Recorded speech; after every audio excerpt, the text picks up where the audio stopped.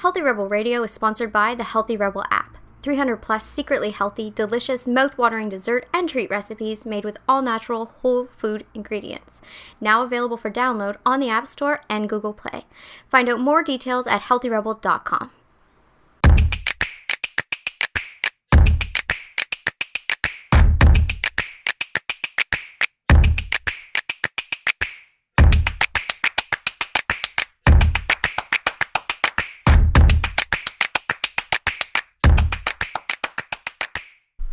Welcome to Healthy Rebel Radio. I'm your host, Dr. David Deiser. I'm here with my Gamey Health Healthy Rebel co-founder, Amy Lane. Good morning. Good morning. How are you today? I'm good, thank you. Good. I'm pumped. Digestive health, majorly in the news this morning.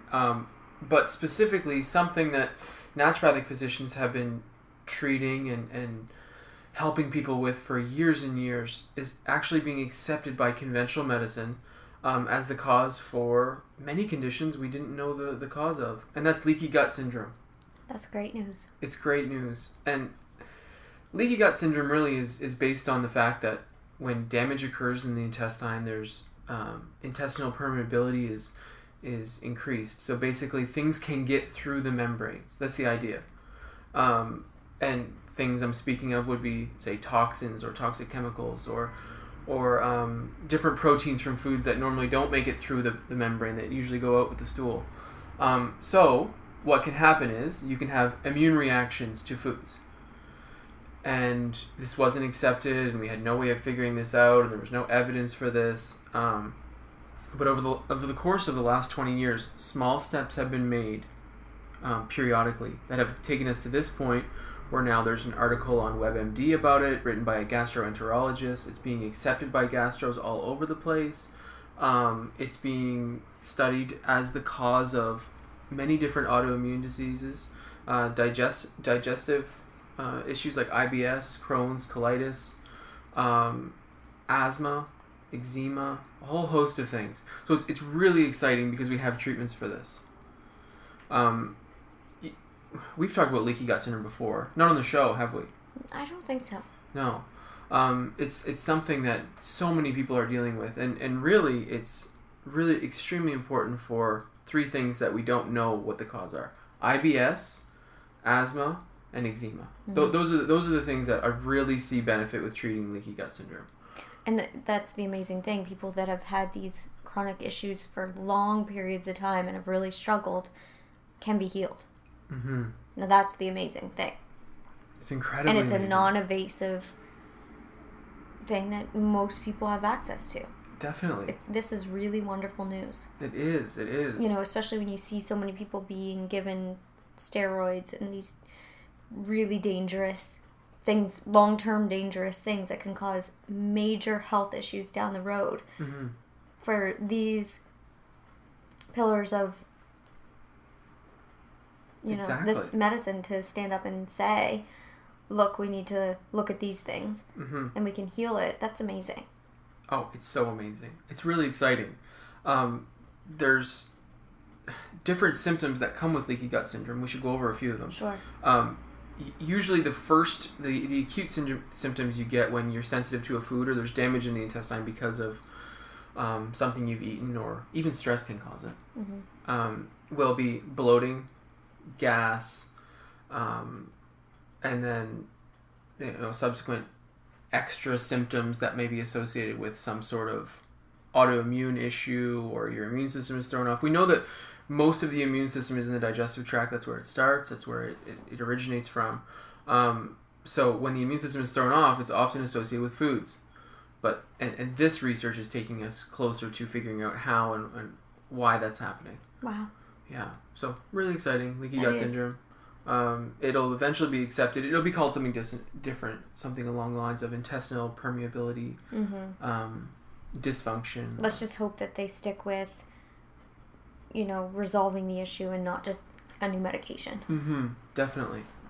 I should go through a few things that we do. It depends on the cause of your actual symptoms when it comes to treatment. If it's that you have low enzymes or your stomach acid is thrown off, then those are different treatments compared to just inflammation caused by foods. You need to do elimination challenge diet or something to reduce inflammation like fish oils. And then you have to rebuild the lining of the intestine using something that has been shown to actually fuel the cells and help them heal, which is glutamine. And then, replace the proper probiotics that should be there. That's usually how the treatment goes in some form or another, but there are specialized treatments for different causes of the condition. Anyhow, it's exciting. That is exciting. There's lots of other things happening in the news today. One being a story surrounding Costco. Costco has refused to sell farmed GMO salmon. What? Yeah, I know. That's Isn't that impressive. excellent? It's really impressive. So farmed GMO salmon has been shown to have some major issues, including too much antibiotic use. And then also the mercury levels have been found to be quite high. So Costco has refused to sell them. Costco. Yeah, isn't that exciting? That's wonderful. Yeah, I'm so thrilled. So I wonder why they decided. I'm not sure. I mean, I just gave it a quick read this morning. Only one news source has been promoting this. But Costco is taking a stand on certain things. And this is a really big deal for us here in Canada because unlike Europe and some other places, we promote GMO.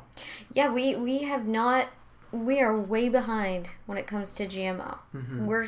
There's still a large percent of population that believes that GMO is a good thing.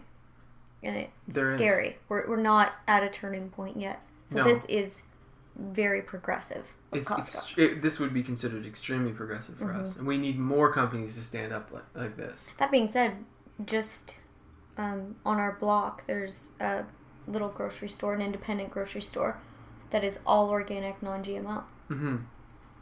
Oh, it's excellent.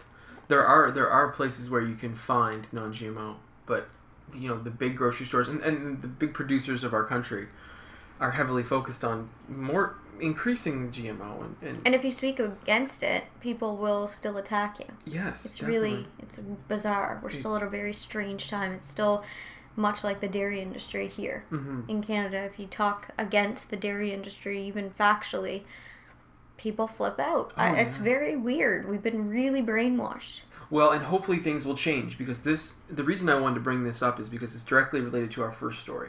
Why is this damage and inflammation in the intestine occurring? And, there's many reasons to believe that it's because of our food not being natural, not being the way the body should be able to recognize it because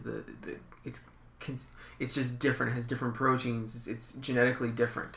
Well, it's like when we talk to people that avoid gluten here because they have reactions to gluten here, and then they go to Europe and they'll have white bread or baguette or whatever, and they don't experience the same symptoms. So we start to wonder, is it for some people the gluten, or is it actually some of the funky stuff we've done to the food, the pesticides, or is it how the gluten has changed because of the genetic modification of our foods? Exactly. It's the same thing with the dairy. It's naive to believe that we know the answers to things that hasn't been here or investigated long enough. That's something that drives me crazy. And, something I always come back to is the government told us asbestos was awesome. And they didn't know any different. And there was, when people started to question it, they fought against it. And they made people feel dumb for questioning it. And they belittled people. And they did the whole thing. And I think that anytime anybody speaks up about anything and questions anything and the reaction is really harsh, there's something strange going on there. Absolutely. And I mean, we should live in a time where we can question anything, especially things that we consume.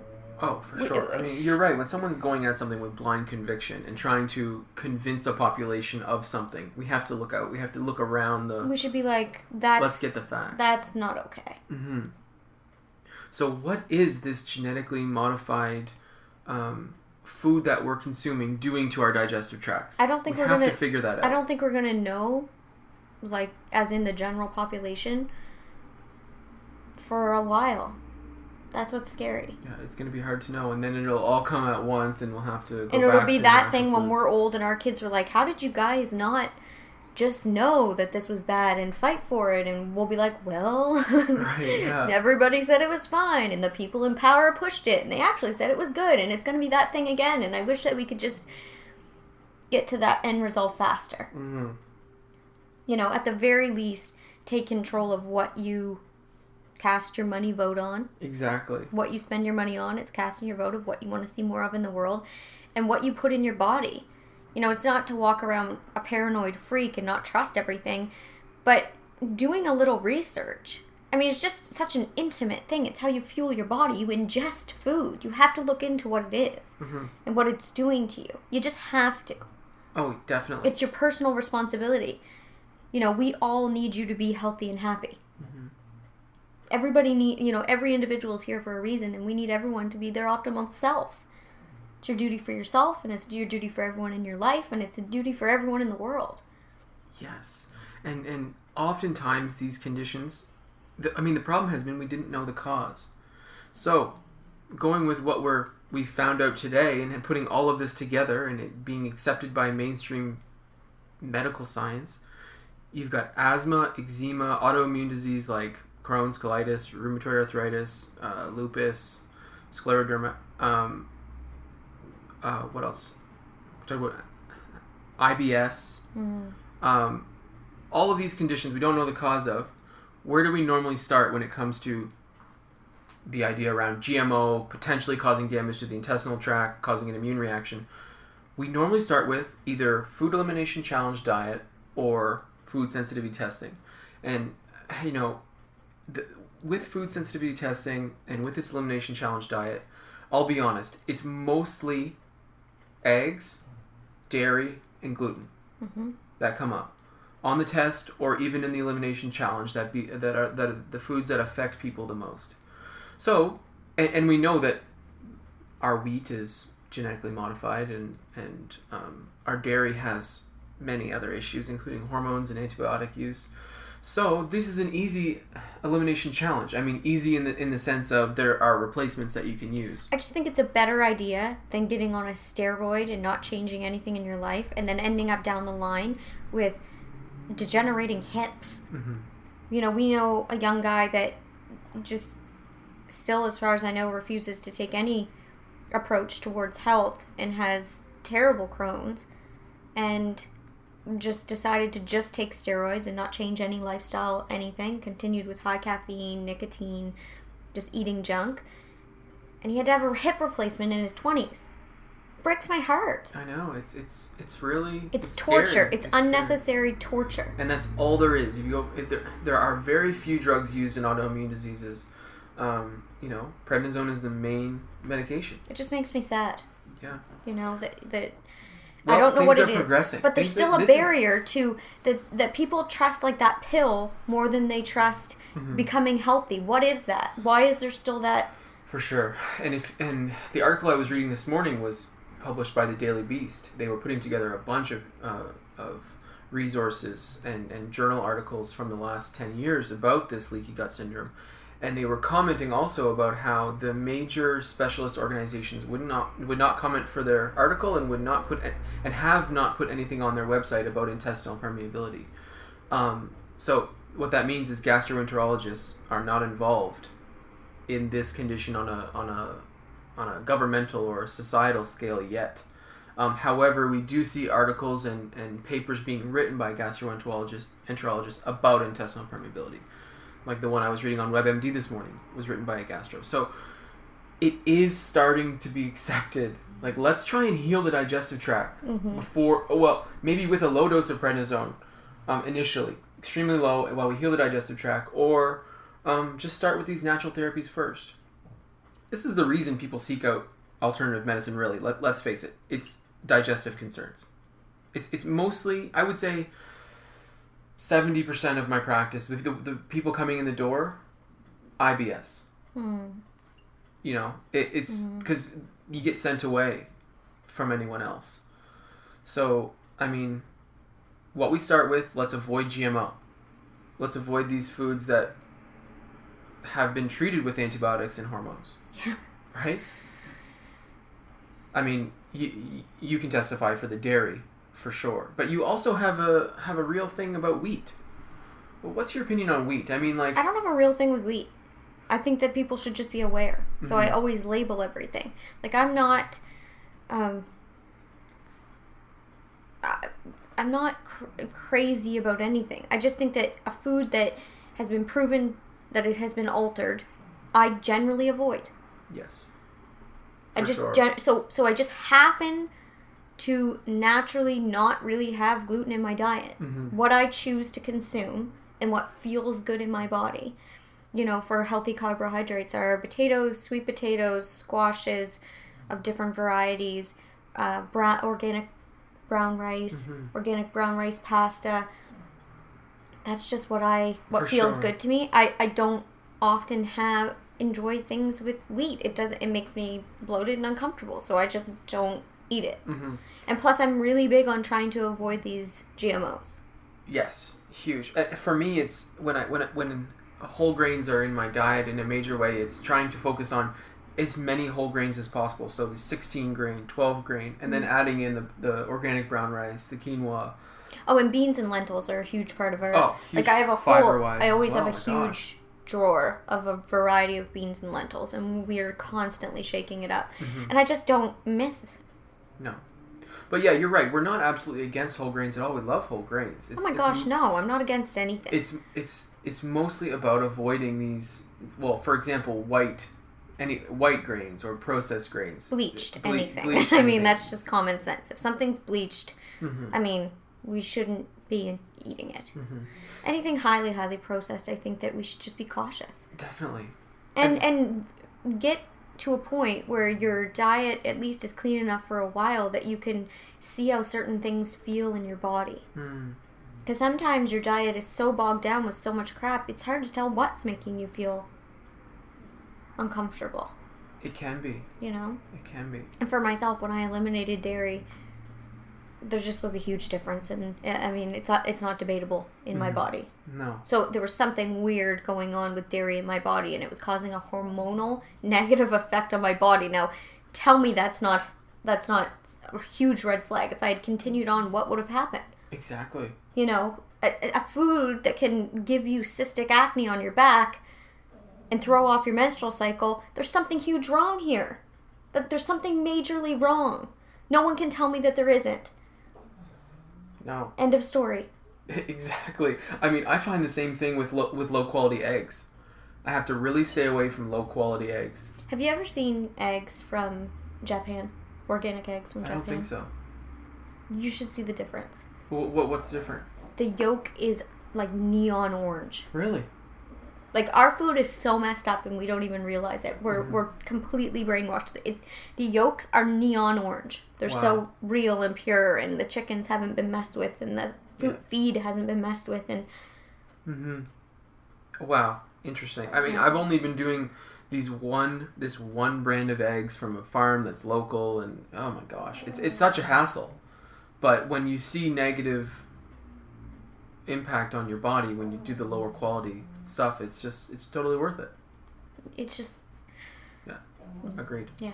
Along the same lines of these digestive concerns we've been talking about today, there's one more story I want to bring up, and it has to do with leafy greens.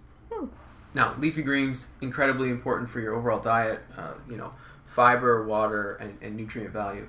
But what has been found recently is that there is a certain sugar in leafy greens that feeds the probiotics in the digestive tract. Oh, wow. Yeah, so this is incredibly important because, leafy greens, okay, we all know they should be a part of our daily diet. Some people have a real problem with that because it can be...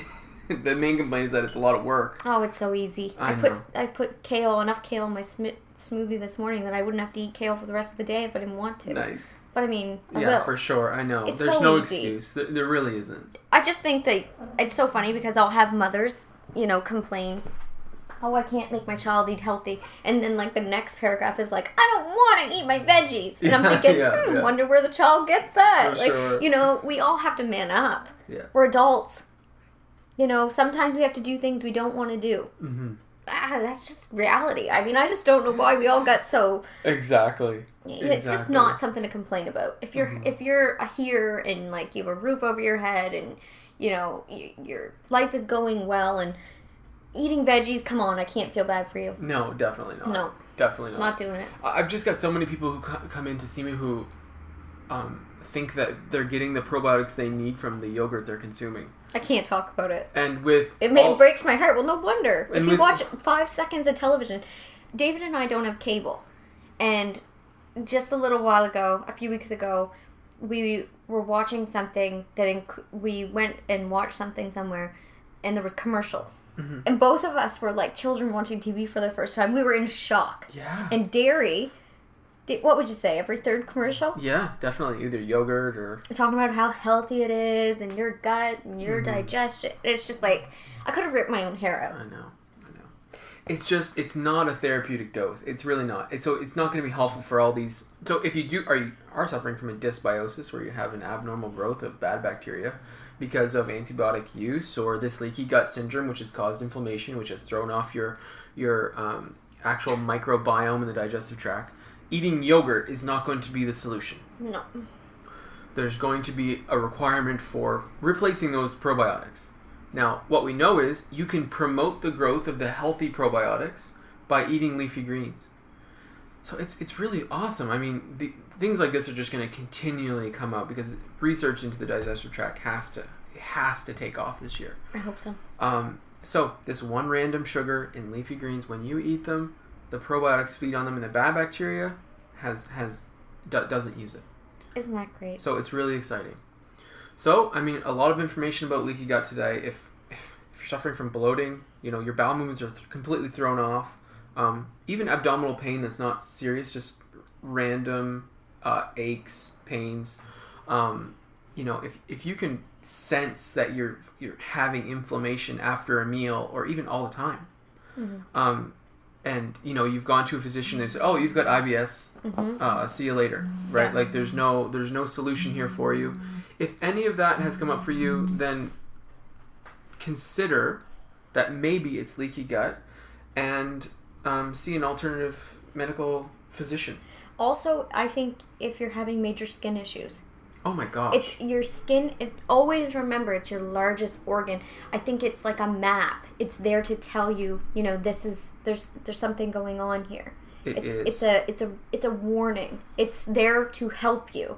So if you have some sort of major skin issue going on, use that as a directional tool. Mm-hmm.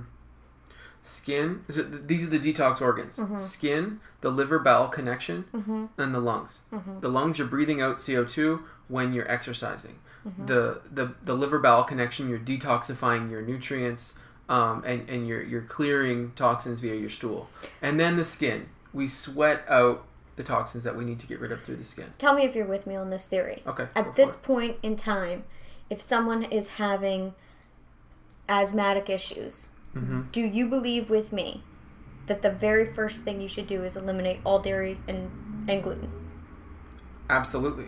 Okay, this is still not being told to mothers that are ending up in emergency rooms with their children, and then I see them take the children home, and then you see photos with the children sucking on a bottle of whole milk. This is going to change everything, I promise. I just want that information out there. I'm not trying to offend anyone. I'm not trying to call anyone out. I'm just trying to say you can improve the life of yourself or your child, which is a major thing if your child's going for respiratory care to outpatients, by eliminating these two foods. Yeah. Just do it. Try it. And do it for 3 months. Definitely. Oh, yeah. And if you're scared about calcium and all this stuff, just load them with fruits and vegetables. Mm-hmm. Please don't worry about calcium unless you've been diagnosed with osteopenia or osteoporosis and you don't eat a healthy diet anyhow. You're going to get calcium from other places. Do not worry about it. It's propaganda. But if you don't eat a healthy diet, you have to eat a healthy diet. You have to eat a variety of, vegetables mainly.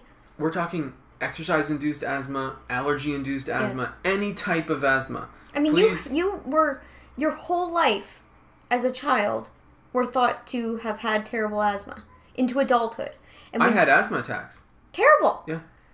Like, you had a puffer, like it was a real thing. Oh, yeah. And then when you changed your diet, right into adulthood, you changed your diet, and you've never had a breathing problem. I mean, come on. Just try it. Like I'm not really trying to sell anything. I'm trying to sell you your own health, your own freedom, you know? I love it. I'm very passionate about it. Just try it. Yeah. Totally worth it. You know? Well, we got back to dairy. Look at us. We can't get through one. We cannot get through one without bringing it back. I know. I'm sorry. No, digestive health is literally the most important thing. And I'm going to link a review in the show notes about... it's a 2011 review posted in the Biomed Journal, which is a really popular journal, about digestive health being the absolute pillar or pinnacle of overall wellness, and just the reasons why. So have a read of that if you want to continue with this thought. Thanks so much for listening. That's Healthy Rebel Radio, and we hope you have a great day. See you. Healthy Rebel Radio is presented by the online health and wellness center, damihealth.com. Since 2009, Amy Lane has successfully coached thousands of women through her signature program, the Bikini Body Program. Join today to work exclusively with Amy to unveil your greatest yet to be from the inside out. Go to damihealth.com for more information. Thank you for listening to Healthy Rebel Radio. Please connect with us on our community pages on Facebook, Pinterest, and Instagram, all at the handle @DamiHealth. For weekly recipes, articles, and all our episodes straight to your inbox, join our newsletter at damihealth.com. You can find all the links discussed in today's episode in the show notes. Thank you for joining us, and see you tomorrow.